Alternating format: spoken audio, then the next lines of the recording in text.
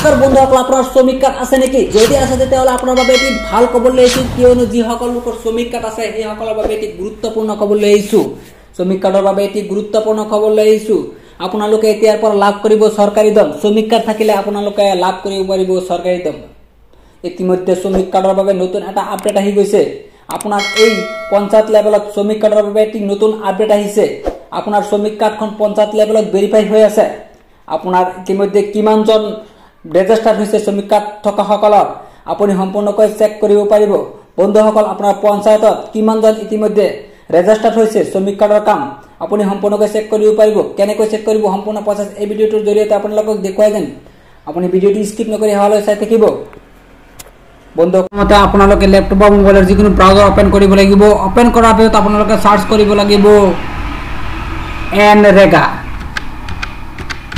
এনেকৈ সাৰ্চ কৰাৰ পিছত আপোনাৰ সন্মুখত এনেকৈ আহি যাব। আপুনি ইয়াত ক্লিক কৰি দিব।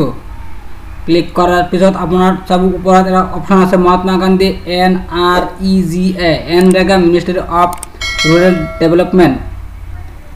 ইয়াত আপোনালোকে ক্লিক কৰি দিব।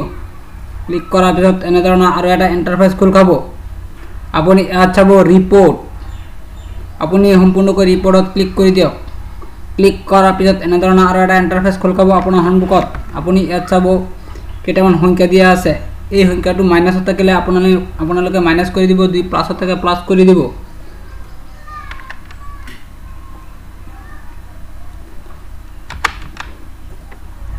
দিয়াৰ পিছত ফাইনেন্সিয়েল ইয়াৰ আৰু ষ্টেট নেম আপোনালোকে চিলেক্ট কৰিব লাগিব। আপোনাৰ ষ্টেটটো আপুনি চিলেক্ট কৰি ল'ব। ইয়াৰ পিছত কিছুমান অপশ্যন দেখা যাব। আপুনি ইয়াত কিছুমান বহুতো অপশ্যন দেখা পাব। ইয়াৰ পৰা আপোনালোকে স্ক্ৰল ডাউন কৰি যাব।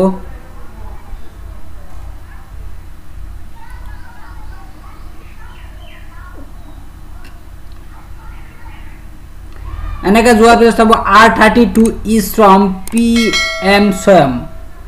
আপোনালোকে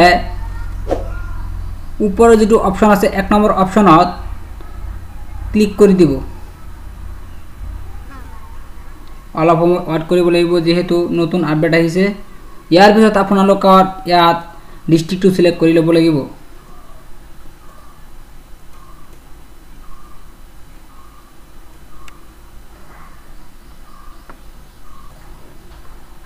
ইয়াৰ পিছত আৰু এটা এনেধৰণৰ ইণ্টাৰফেচ খোলাব। ইয়াৰ পৰা আপোনালোকে আপোনাৰ ব্লকটো চিলেক্ট কৰি লৈ ল'ব। চিলেক্ট কৰাৰ পিছত আপোনাৰ সন্মুখত আৰু এটা এনেধৰণৰ ইণ্টাৰফেচ খোলাব। ইয়াত চাব আপোনাৰ পঞ্চায়তটো। এই পঞ্চায়তটো আপোনালোকৰ এই পঞ্চায়তটো চিলেক্ট কৰি ল'ব।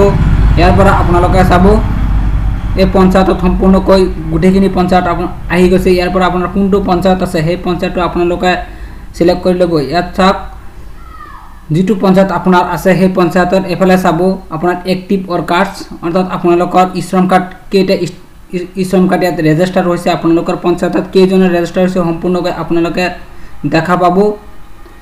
এতিয়া নতুন আপডেট আহি আছে। আপোনালোকে কেইদিনমান পিছত সম্পূৰ্ণ আপোনাৰ নামসহ আপোনালোকে চাবলৈ পাৰিব। তো বন্ধুসকল, এনেদৰে আপোনালোকে আপোনাৰ শ্ৰম কাৰ্ড থকা সকলৰ ৰেজিষ্টাৰ হৈছে নে নাই বা কিমানজনৰ হৈছে আপুনি চাব পাৰিব। তো বন্ধুসকল, ভিডিঅ'টো কেনেকুৱা লাগিছে, যদি ভাল লাগিছে এটা লাইক কৰি শ্বেয়াৰ কৰি দিব।